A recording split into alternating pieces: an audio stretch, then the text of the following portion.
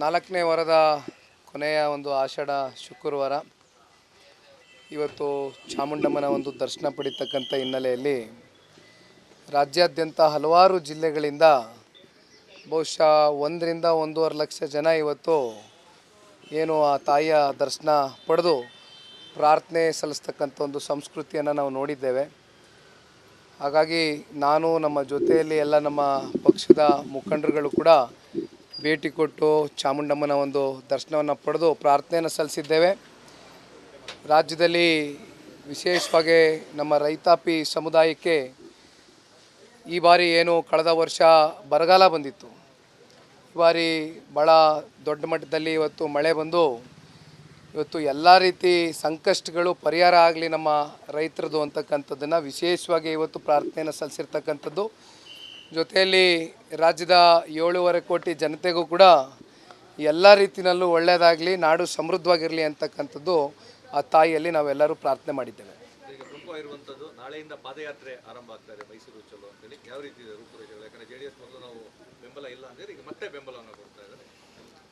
ಇತ್ತೀಚಿನ ದಿನಗಳಲ್ಲಿ JP ಭವನದ ಪಕ್ಷದ ಕಚೇರಿಯಲ್ಲಿ ಕೋರ್ ಕಮಿಟಿಯ ಅಧ್ಯಕ್ಷರ ನೇತೃತ್ವದಲ್ಲಿ ಸದಸ್ಯರುಗಳೆಲ್ಲ ಕೂತು ನಮ್ಮ ಪಕ್ಷದ ಎಲ್ಲ ಶಾಸಕ ಮಿತ್ರರು ಅವರ ಒಂದು ಸಲಹೆಯನ್ನು ಪಡೆದು ಬಹುಶಃ ತಾವೇ ಎಲ್ಲ ಗಮನಿಸ್ದಂಗೆ ಇಡೀ ರಾಜ್ಯಾದ್ಯಂತ ಇವತ್ತು 10-12 ಜಿಲ್ಲೆಗಳಲ್ಲಿ ಧಾರಾಕಾರವಾಗಿ ಮಳೆ ಏನು ಶುರುವಾಗಿದೆ.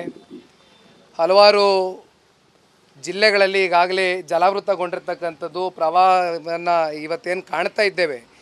ಬಹುಶಃ ಇದನ್ನೆಲ್ಲ ಗಮನದಲ್ಲಿಟ್ಕೊಂಡು ಜೊತೆಯಲ್ಲಿ ನಮ್ಮ ಮಂಡ್ಯ ಮೈಸೂರು ಭಾಗದಲ್ಲಿ ಏನೀಗ ಒಟ್ಲಾಗ್ತಾ ಇರ್ತಕ್ಕಂಥ ಒಂದು ಕಾರ್ಯಕ್ರಮ ನಡೀತಾ ಇದೆ.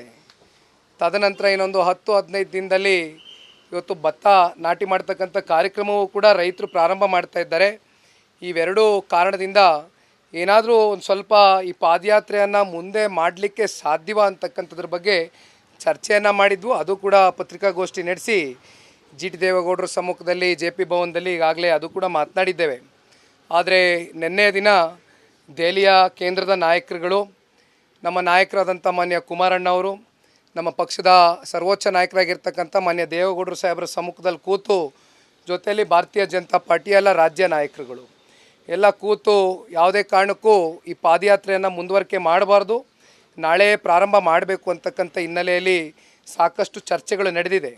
ಹಾಗಾಗಿ ಚರ್ಚೆ ಆದ ನಂತರ ಇವತ್ತು ಮಾಧ್ಯಮದ ಮೂಲಕ ಎರಡು ಪಕ್ಷದ ಕಾರ್ಯಕರ್ತರಿಗೆ, ರಾಜ್ಯದ ಜನತೆಗೆ, ವಿಶೇಷವಾಗಿ ಸಾರ್ವಜನಿಕರ ಪರವಾಗಿ ಮಾಡ್ತಾ ಇರ್ತಕ್ಕಂಥ ಈ ಒಂದು ಪಾದಯಾತ್ರೆ ಕಾರಣ ಮೂಢ ಹಗರಣ ಇವತ್ತು ಬೆಳಕಿಗೆ ಬಂದಿರತಕ್ಕಂಥದ್ದು ನಮ್ಮೆಲ್ಲರಿಗೂ ಗೊತ್ತಿರ್ತಕ್ಕಂಥ ವಿಚಾರ. ಸದನದಲ್ಲಿ ಇವತ್ತು ಅಧಿವೇಶನ ನಡಿಬೇಕಾದಂಥ ಸಂದರ್ಭದಲ್ಲಿ ವಿಧಾನಮಂಡಲದಲ್ಲಿ ಇವತ್ತು ವಿರೋಧ ಪಕ್ಷದವರು ಮೂಢ ವಿಚಾರವಾಗಿ ಏನು ಚರ್ಚೆ ಆಗಬೇಕಾಗಿತ್ತು, ಮುಕ್ತವಾಗಿ ಚರ್ಚೆ ಮಾಡಲಿಕ್ಕೂ ಕೂಡ ಅವಕಾಶವನ್ನು ಕೊಡದೆ ಇವತ್ತು ಕಾಂಗ್ರೆಸ್ನ ಸರ್ಕಾರ ಪಲಾಯನವಾದ ಮಾಡಿರ್ತಕ್ಕಂಥದ್ದು ನಾವೆಲ್ಲರೂ ನೋಡಿದ್ದೇವೆ. ಹಾಗಾಗಿ ಇದನ್ನೆಲ್ಲ ಗಮನಿಸಿದಾಗ ಎಲ್ಲೋ ಒಂದು ಕಡೆ ರಾಜ್ಯದ ಜನತೆಯ ಒಂದು ಮನಸ್ಸಿನಲ್ಲೂ ಕೂಡ ಒಂದು ಅನುಮಾನ ಕಾಡ್ತಾ ಇದೆ. ಯಾತಕ್ಕೋಸ್ಕರ ಇವತ್ತು ರಾಜ್ಯ ಸರ್ಕಾರ ಪಲಾಯನವಾದವನ್ನು ಮಾಡಿದ್ದಾರೆ, ಯಾತಕ್ಕೋಸ್ಕರ ಚರ್ಚೆ ಮಾಡಲಿಕ್ಕೆ ಒಂದು ಅವಕಾಶವನ್ನು ಕೊಡಲಿಲ್ಲ ಅಂತಕ್ಕಂಥದ್ದು ಬಹುತೇಕರ ಒಂದು ಭಾವನೆ.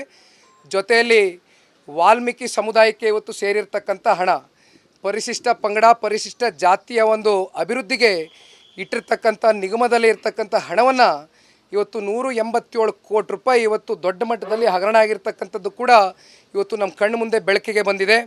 ಅದರಲ್ಲಿ ಅಧಿವೇಶನದಲ್ಲೇ ಸ್ವತಃ ಮುಖ್ಯಮಂತ್ರಿಗಳೇ 187 ಕೋಟಿ ಅಲ್ಲ 89 ಕೋಟಿ ಅವ್ಯವಹಾರ ಆಗಿರ್ತಕ್ಕಂಥದ್ದು ಸತ್ಯ ಅಂತಕ್ಕಂಥದ್ದು ಅವರೇ ಒಪ್ಕೊಂಡಿದ್ದಾರೆ ಸ್ವತಃ. ಹಾಗಾಗಿ ಇಲ್ಲಿ ಸಾರ್ವಜನಿಕರ ಹಣ, ರಾಜ್ಯದ ಜನತೆ ಒಂದು ತೆರಿಗೆ ಮೂಲದಲ್ಲಿ ಇವತ್ತೇನು ಈ ಒಂದು ಹಣವನ್ನು ಇವತ್ತು ಸಾರ್ವಜನಿಕರಿಗೆ ವಿಶೇಷವಾಗಿ ಇವತ್ತು ವಾಲ್ಮೀಕಿ ಸಮುದಾಯದ ಒಂದು ಅಭಿವೃದ್ಧಿಗೆ ಇಟ್ಟಿರ್ತಕ್ಕಂಥ ಹಣ ಈ ರೀತಿ ದುರ್ಬಳಕೆಯಾಗಿದೆ. ಬಹುಶಃ ರಾಜ್ಯದ ಇತಿಹಾಸದಲ್ಲಿ ಮೊದಲನೇ ಬಾರಿ ಇವತ್ತು 89 ಕೋಟಿ ರೂಪಾಯೋ ಅಥವಾ ಎಷ್ಟು ಕೋಟಿ ರೂಪಾಯಿ ಅಂತಕ್ಕಂಥದ್ದು ಇವತ್ತು ಬೆಳಕಿಗೆ ಬರಬೇಕು. ಅಕೌಂಟ್ಗಳ ಮೂಲಕ ಇವತ್ತು ಟ್ರಾನ್ಸಾಕ್ಷನ್ ಆಗಿರ್ತಕ್ಕಂಥದ್ದು ಒಂದು ದೊಡ್ಡ ಇತಿಹಾಸ. ಇಂಥ ಒಂದು ದೊಡ್ಡ ಹಗರಣ, ಇಂಥ ಒಂದು ದೊಡ್ಡ ಅಕ್ರಮವನ್ನು ಇಟ್ಕೊಂಡು ಇವತ್ತು ರಾಜ್ಯ ಸರ್ಕಾರದ ವಿರುದ್ಧವಾಗಿ ಒಂದು ಕಡೆ ಜನತಾದಳ ಪಕ್ಷ, ಭಾರತೀಯ ಜನತಾ ಪಾರ್ಟಿ ಇಬ್ಬರೂ ಕೂಡ ನಾಳೆ ದಿನ ಪ್ರತಿಭಟನೆಯನ್ನು ಕೆಂಗೇರಿಯಿಂದ ಪ್ರಾರಂಭ ಮಾಡಿ ಅಪ್ ಟು ಮೈಸೂರುವರೆಗೂ ಪ್ರತಿಭಟನೆಯನ್ನು ಚಾಲನೆ ಕೊಡ್ತಾ ಇದ್ದೇವೆ. ಈ ಒಂದು ಪ್ರತಿಭಟನೆಗೆ ಮಾನ್ಯ ಕುಮಾರಣ್ಣವರು ಕೂಡ ಚಾಲನೆ ಕೊಡಲಿಕ್ಕೆ ಆಗಮಿಸ್ತಾ ಇದ್ದಾರೆ. ಕುಮಾರಸ್ವಾಮಿ ಅವರು ಏಕಾಂಗಿಯಾಗಿ ಹೋರಾಟ ಮಾಡಕ್ ಆಗಲ್ಲ ನಮ್ಮ ವಿರುದ್ಧ, ಹಂಗಾಗಿ ಬಿಜೆಪಿ ಜೊತೆ ಸೇರ್ಕೊಂಡಿದ್ದಾರೆ ಅಂತ ಡಿ ಕೆ ಶಿವಕುಮಾರ್ ಹೇಳಿದ್ದಾರೆ. ಲೋಕಸಭಾ ಚುನಾವಣೆ ಸಂದರ್ಭದಲ್ಲಿ ಎರಡೂ ಪಕ್ಷ ಇವತ್ತು ಕಾಂಗ್ರೆಸ್ನ ಈ ಒಂದು ನಡವಳಿಕೆಗಳೇನಿದೆ, ಕಳೆದ 15-16 ತಿಂಗಳಿಂದ ಏನು 135 ಸ್ಥಾನ ವಿಧಾನಸೌಧದಲ್ಲಿ ರಾಜ್ಯದ ಜನತೆ ಆಶೀರ್ವಾದವನ್ನು ಮಾಡಿ ಗೆಲ್ಲಿಸಿದರು. ಆದರೆ ಯಾವ ರೀತಿ ಇವತ್ತು ರಾಜ್ಯವನ್ನು ಲೂಟಿ ಮಾಡ್ತಾ ಇದ್ದಾರೆ, 5 ಗ್ಯಾರಂಟಿಗಳ ಹೆಸರಲ್ಲಿ ಯಾವ್ಯಾವ ರೀತಿ ಹಗರಣಗಳು ನಡೆದಿದೆ. ಹಾಗಾಗಿ ಇವತ್ತು ನಾವು ಒಟ್ಟಾಗಿ ಇವತ್ತು ಈ ರಾಜ್ಯದಲ್ಲಿ ಇರ್ತಕ್ಕಂಥ ಈ ಕಾಂಗ್ರೆಸ್ ಸರ್ಕಾರವನ್ನು ಕಿತ್ತೊಗಿತಕ್ಕಂಥ ಒಂದು ಕೆಲಸಕ್ಕೆ ಇಬ್ಬರು ಒಟ್ಟಾಗಿ ಕೆಲಸ ಮಾಡ್ತಾ ಇದ್ದೇವೆ. ಜೊತೆಯಲ್ಲಿ ಲೋಕಸಭೆಯಲ್ಲಿ ಇವತ್ತು ರಾಜ್ಯದ ಜನತೆ 28 ಲೋಕಸಭಾ ಕ್ಷೇತ್ರಗಳಲ್ಲಿ ಅತಿ ಹೆಚ್ಚು ಲೋಕಸಭಾ ಕ್ಷೇತ್ರಗಳಲ್ಲಿ NDA ಮೈತ್ರಿ ಪಕ್ಷದ ಅಭ್ಯರ್ಥಿಗಳ ಒಂದು ಗೆಲುವು ಕೊಟ್ಟಿದ್ದಾರೆ ಅಂತಕ್ಕಂಥದ್ದಾದರೆ ಈ ಮೈತ್ರಿಯನ್ನು ಒಪ್ಕೊಂಡಿದ್ದಾರೆ ಅಂತಕ್ಕಂಥದ್ದು ನಮ್ಮ ಕಣ್ಮುಂದೆ ಇರತಕ್ಕಂಥ ಸಾಕ್ಷಿ. ಬಹುಶಃ ಇವತ್ತು ಕಾಂಗ್ರೆಸ್ನ ನಾಯಕರುಗಳಿಗೆ ಮುಂದೆ ಏನಾಗುತ್ತೆ ಅಂತಕ್ಕಂಥ ಈ ಪರಿಣಾಮಗಳನ್ನ ಯೋಚನೆ ಮಾಡಿದಂಥ ಸಂದರ್ಭದಲ್ಲಿ ಒಂದು ಭಯ ಕಾಡ್ತಾ ಇದೆ ಅಂತಕ್ಕಂಥದ್ದು ನನಗನ್ಸುತ್ತೆ, ರಾಜ್ಯದ ಜನತೆಗೂ ಕೂಡ ಅನಿಸುತ್ತೆ. ಹಾಗಾಗಿ ಇವತ್ತು ಮಾತನಾಡ್ತಾ ಇದ್ದಾರೆ, ಅದರ ಬಗ್ಗೆ ನಾನು ಹೆಚ್ಚು ಪ್ರತಿಕ್ರಿಯೆ ಕೊಡೋದಿಲ್ಲ. ಪಾದಯಾತ್ರೆ ವಿಚಾರದಲ್ಲಿ ಎಚ್ ಡಿ ಕುಮಾರಸ್ವಾಮಿ ಅವರು ನೀಡಿದಂಥ ಒಂದೇ ಒಂದು ಹೇಳಿಕೆ, NDA ಮೈತ್ರಿ ಪಕ್ಷದಲ್ಲಿ ದೊಡ್ಡ ಮಟ್ಟದ ಬಿರುಕು ಉಂಟಾಗುತ್ತೆ, ಮುಂದಿನ ದಿನಗಳಲ್ಲಿ ಸ್ಫೋಟ ಆಗುತ್ತೆ ಅನ್ನುವಂಥ ಹೇಳಿಕೆಯನ್ನು ಆರೋಪವನ್ನು ಮಾಡಿರುವಂಥದ್ದು ಕಾಂಗ್ರೆಸ್ ನಾಯಕರು. ನಮ್ಮ ಮೈತ್ರಿ ಪಕ್ಷ ಆಗಿರ್ತಕ್ಕಂಥ ಭಾರತೀಯ ಜನತಾ ಪಾರ್ಟಿ ಜೊತೆ ನಮ್ಮ ಈ ಒಂದು ನಿಲುವು, ದೇವೇಗೌಡರು ಸಾಹೇಬರು ತಗೊಂಡಿರ್ತಕ್ಕಂಥ ನಿಲುವು ಭಾಳ ಗಟ್ಟಿಯಾಗಿದೆ. ಇದರಲ್ಲಿ ಯಾವುದೇ ರೀತಿ ಅಸಮಾಧಾನಗಳಿಲ್ಲ, ಯಾವುದೇ ರೀತಿ ಸಮಸ್ಯೆಗಳಿಲ್ಲ. ಕೆಲವೊಂದಷ್ಟು ವಿಷಯಗಳ ಬಗ್ಗೆ ರಾಷ್ಟ್ರೀಯ ನಾಯಕರುಗಳು ಕೂಡ ಇಂಟರ್ಫಿರೆನ್ಸ್ ಕೊಡಬೇಕಾಗಿತ್ತು. ರಾಜ್ಯ ನಾಯಕರು, ನಮ್ಮ ನಾಯಕರು ಎಲ್ಲ ಕೂತು ಸಣ್ಣ ಪುಟ್ಟ ಏನಾದರೂ ವಿಷಯಗಳನ್ನ ಚರ್ಚೆ ಮಾಡಿದಂಥ ಸಂದರ್ಭದಲ್ಲಿ ಇಂಟರ್ನಲ್ಲಿ ಕೂತು ಚರ್ಚೆ ಮಾಡಿ ನಾವೆಲ್ಲ ಬಗೆಹರಿಸ್ಕೊಂಡಿದ್ದೀವಿ. ವಾಲ್ಮೀಕಿ ಹಗರಣದಲ್ಲಿ ಆಗಿರುವಂಥದ್ದು ಅಧಿಕಾರಿಗಳಿಂದ ಲೋಪ ಆಗಿದೆ, ಅವ್ರ ಮೇಲೆ ಕ್ರಮ ಆಗ್ತದೆ, ಸಚಿವರ ರಾಜೀನಾಮೆ ಕೊಡ್ತೀವಿ, ಸಿಎಂನ ಯಾಕೆ ಟಾರ್ಗೆಟ್ ಮಾಡ್ತಾರೆ ಅನ್ನೋದು ಅವರ ಪ್ರಶ್ನೆ. ಇದಕ್ಕೆ ಮೂಲ ಕಾರಣ ಇವತ್ತು ರಾಜ್ಯ ಸರ್ಕಾರ ಅಂತಕ್ಕಂಥದ್ದು ನಮ್ಮೆಲ್ರಿಗೂ ಗೊತ್ತಿರ್ತಕ್ಕಂಥ ವಿಚಾರ.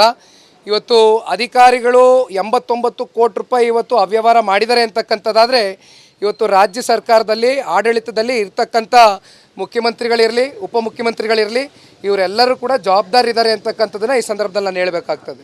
ದೇವೇಗೌಡರು ರಾಮನಗರಕ್ಕೆ ಬಂದಾಗ ಆಸ್ತಿ ಎಷ್ಟಿತ್ತು, ಈಗ ಕುಮಾರಸ್ವಾಮಿ ಅವರ ಆಸ್ತಿ ರಾಮನಗರದಲ್ಲಿ ಎಷ್ಟಿದೆ ಅಂತ ಪ್ರಶ್ನೆ ಮಾಡಿದ್ದಾರೆ ಸರ್ ಡಿ ಕೆ ಶಿವಕುಮಾರ್. ರಾಮನಗರದಲ್ಲಿ ನಮ್ಮ ಆಸ್ತಿ ಏನಿದೆ ಅಂತಕ್ಕಂಥದ್ದು ಜಗಜ್ಜಾಹಿರ. 85ನೇ ಇಸ್ವಿನಲ್ಲಿ ನಾನಿನ್ನೂ ಹುಟ್ಟಿರಲಿಲ್ಲ ಆವಾಗ. ನಮ್ಮ ತಂದೆಯವರು ಹಲವಾರು ಸಂದರ್ಭದಲ್ಲಿ ಮೊನ್ನೆನೂ ಪತ್ರಿಕಾಗೋಷ್ಠಿಯಲ್ಲಿ ಹೇಳಿದ್ರು, ಇಲ್ಲೇ ಮೈಸೂರು ಭಾಗದಲ್ಲಿ ಒಂದು ಆಫೀಸ್ ಇಟ್ಕೊಂಡಿದ್ರು, ಡಿಸ್ಟ್ರಿಬ್ಯೂಷನ್ ಮಾಡ್ತಾಯಿದ್ರು. ಆ ಡಿಸ್ಟ್ರಿಬ್ಯೂಷನ್ ಮಾಡಿದಂಥ ಒಂದು ಹಣದಲ್ಲಿ ಏನೋ ಆದಾಯದಲ್ಲಿ ಅವತ್ತು 85ನೇ ಇಸ್ವಿನಲ್ಲಿ ಬಿಡದಿಯ ಕೇತ್ಗಾನಹಳ್ಳಿ ಜಮೀನನ್ನ ಖರೀದಿ ಮಾಡಿರ್ತಕ್ಕಂಥದ್ದು ಬಿಟ್ಟರೆ ಬೇರೆ ನಾವು ಯಾವುದೂ ಆಸ್ತಿ ಮಾಡಿಲ್ಲ ರಾಮನಗರದಲ್ಲಿ. ಅದನ್ನು ಭಾಳ ಬಹಿರಂಗವಾಗಿ ಹೇಳಲಿಕ್ಕೆ ಇಷ್ಟಪಡ್ತೇನೆ. ಇವತ್ತು ಸರ್ಕಾರ ಅವ್ರದ್ದೇ ಇದೆ ಕೈಯಲ್ಲಿ, ಚಾಮುಂಡಮ್ಮನಿಗೆ ಬಿಟ್ಟಿದೆ. ನಮ್ಮ ಆತ್ಮಸಾಕ್ಷಿಗೆ ನಾವು ಮೋಸ ಮಾಡ್ಕೊಳ್ಳಿಕ್ಕೆ ಸಿದ್ಧ ಇಲ್ಲ. ಯಾರು ಏನು ಬೇಕಾದ್ರೆ ಆರೋಪ ಮಾಡ್ಬೋದು. ಈ ಆರೋಪ ಎಲ್ಲ ಪುಳ್ಳಿನ ಆರೋಪ ಅಂತಕ್ಕಂಥದ್ದನ್ನ ಈ ಸಂದರ್ಭದಲ್ಲಿ ಹೇಳಲಿಕ್ಕೆ ಇಷ್ಟಪಡ್ತೇನೆ. ಲೋಕಸಭಾ ಚುನಾವಣೆ ಆದಮೇಲೆ ಟಾರ್ಗೆಟ್ ಮಾಡುವಂಥದ್ದು ಜಾಸ್ತಿ ಆಗ್ತಾ ಇದೆ ಅಂತ HDK ಫ್ಯಾಮಿಲಿ. ಇದ್ರ ಬಗ್ಗೆ ನಾವು ಹೆಚ್ಚಾಗಿ ತಲೆ ಕೆಡಿಸ್ಕೊಡ್ತಕ್ಕಂಥ ಪ್ರಶ್ನೆ ಇಲ್ಲ. ಸಾರ್ವಜನಿಕ ಬದುಕಲ್ಲಿದ್ದೇವೆ. ರಾಜ್ಯ ಸರ್ಕಾರದ ವಿರುದ್ಧವಾಗಿ ಹೋರಾಟ ಮಾಡಬೇಕಾದ್ರೆ ಆರೋಪಗಳು ಸರ್ವೇ ಸಾಮಾನ್ಯ. ಹಾಗಾಗಿ ಆ ತಾಯಿ ಚಾಮುಂಡಮ್ಮನ ಕೇಳ್ಕೊಳ್ತಕ್ಕಂಥದ್ದಿಷ್ಟೇ. ನಮಗೆ ಆ ತಾಯಿ ಚಾಮುಂಡಮ್ಮನ ಗೊತ್ತಿದೆ, ನಾವು ಯಾವ ರೀತಿ ನಡ್ಕೊಂಡಿದ್ದೇವೆ ಇಷ್ಟು ವರ್ಷಗಳ ಕಾಲ ಅಂತಕ್ಕಂಥದ್ದು ಜಗಜ್ಜಾಹಿರ. ಹಾಗಾಗಿ ಇದ್ರ ಬಗ್ಗೆ ನಾನು ಏನೇ ಚರ್ಚೆ ಮಾಡಲ್ಲ. ಪರಮೇಶ್ವರ್ ಹೇಳಿದ್ದಾರೆ ಸರ್, 20-30 ಹಗರಣಗಳ ಪಟ್ಟಿ ಮಾಡಿದ್ದೇವೆ ನಾವು ಬಿಜೆಪಿ ಮತ್ತು JDS. ನೋಡಿ ಅಣ್ಣ, ಈಗ ಅದೇ ಹರೀಶ್ ಅವ್ರು ಹೇಳ್ದಂಗೆ ಇಷ್ಟು ವರ್ಷ ಬೇಕಾಗಿತ್ತಾ? 2013-18 ಮಧ್ಯೆ ಯಾರು ಸರ್ಕಾರ ಇತ್ತು, ಯಾರು ಮುಖ್ಯಮಂತ್ರಿಗಳಾಗಿದ್ದರು, ಯಾಕೆ ಅವತ್ತು ರಿಲೀಸ್ ಮಾಡಲಿಲ್ಲ? ಯಾಕೆ ಈ ಹಗರಣಗಳನ್ನ ಯಾಕೆ ಬೆಳಕು ಚೆಲ್ಲಿಲ್ಲ ಅವತ್ತು? ಇವತ್ತು ಕೇವಲ ಅವರ ತಪ್ಪುಗಳನ್ನ ಮುಚ್ಚಿಟ್ಕೊಳ್ಳೋಕ್ಕೋಸ್ಕರ ಇವತ್ತು ವಿಷಯವನ್ನು ಡೈವರ್ಟ್ ಮಾಡುವ ಮೂಲಕ ಬಹುಶಃ ಇವತ್ತು ಬಿಡದಿಯಿಂದ ಏನೋ ಪ್ರಾರಂಭ ಮಾಡಿರಬೇಕು, ಸಮಾವೇಶ ಪ್ರಾರಂಭ ಮಾಡಿದ್ದಾರೆ. ಇದು ಕೇವಲ ಜನಗಳಿಗೆ ಒಂದು ಡೈವರ್ಟ್ ಮಾಡ್ತಕ್ಕಂಥದ್ದು, ಮಾಧ್ಯಮ ಕೂಡ ಡೈವರ್ಟ್ ಮಾಡ್ತಕ್ಕಂಥ ಒಂದು ಸಮಾವೇಶ ಬಿಟ್ಟರೆ ಬೇರೆ ಇನ್ನೇನಿಲ್ಲ. ಇದು ರಾಜ್ಯಪಾಲರಿಗೆ ನೋಟಿಸ್ ಅನ್ನು ಇಶ್ಯೂ ಮಾಡಿದರೆ ತಮ್ಮ ಒತ್ತಾಯ ಏನು? ಸಿಎಂ ಅವರು ರಾಜೀನಾಮೆ ಕೊಡಬೇಕು, ತನಿಖೆ ಎದುರಿಸಬೇಕು ಅಂತ ಏನು ಒತ್ತಾಯ ಪ್ರಮುಖವಾಗಿ? ಘನತೆ ಹೊತ್ತ ರಾಜ್ಯಪಾಲರು ಇವತ್ತು ಏನು ಈ ಪ್ರಾಸಿಕ್ಯೂಷನ್ಗೆ ಒಂದು ಅನುಮತಿ ಕೊಡ್ತಕ್ಕಂಥದ್ದಕ್ಕೆ ಈಗಾಗಲೇ RTI ಕಾರ್ಯಕರ್ತರು ಇವತ್ತೇನು ಕೋರಿದ್ದಾರೆ. ಆ ಹಿನ್ನೆಲೆಯಲ್ಲಿ ಇವತ್ತು ಅವರೇನೋ ಒಂದು ನೋಟಿಸನ್ನು ಜಾರಿ ಮಾಡಿದ್ದಾರೆ. ಘನತೆ ಹೊತ್ತ ರಾಜ್ಯಪಾಲರ ಮೇಲೆ ಇವತ್ತು ಸರ್ಕಾರ ಅವ್ರ ವಿರುದ್ಧವಾಗಿ ಬಿದ್ದಿರ್ತಕ್ಕಂಥದ್ದು ಇದು ನಿಜಕ್ಕೂ ಕೂಡ ಸರ್ಕಾರಕ್ಕೆ ಶೋಭೆ ತರ್ತಕ್ಕಂಥ ವಿಚಾರ ಅಲ್ಲ ಅಂತಕ್ಕಂಥದ್ದನ್ನು ಹೇಳಲಿಕ್ಕೆ ಇಚ್ಛೆ ಪಡ್ತೇನೆ. ಸಿಎಂ ಅವರು ರಾಜೀನಾಮೆ ಕೊಟ್ಟು ತನಿಖೆನ ಎದುರಿಸಬೇಕು, ಅದು ನೋಟಿಸ್ ಉತ್ತರ ಕೊಡಬೇಕಾ, ಏನು ಒತ್ತಾಯ ಅಂತ? ಅದು ಮುಂದಿನ ದಿನಗಳಲ್ಲಿ ಕಾದು ನೋಡೋಣ ಬನ್ನಿ. ಒಂದು ತಾರ್ಕಿಕ ಅಂತ್ಯಕ್ಕೆ ಈ ಪಾದಯಾತ್ರೆಯನ್ನು ಒಂದು ಲಾಜಿಕಲ್ ಎಂಡ್ಗೆ ತಗೊಂಡೋಗ್ತಕ್ಕಂಥದ್ದೇ ಇವತ್ತು ಎರಡೂ ಪಕ್ಷದ ಈ ಮೂಲ ಉದ್ದೇಶ, ಈ ಒಂದು ಪಾದಯಾತ್ರೆಯ ಮೂಲ ಉದ್ದೇಶ ಅಂತಕ್ಕಂಥದ್ದು ಸ್ಪಷ್ಟವಾಗಿ ಹೇಳ್ತೇನೆ. Thank you.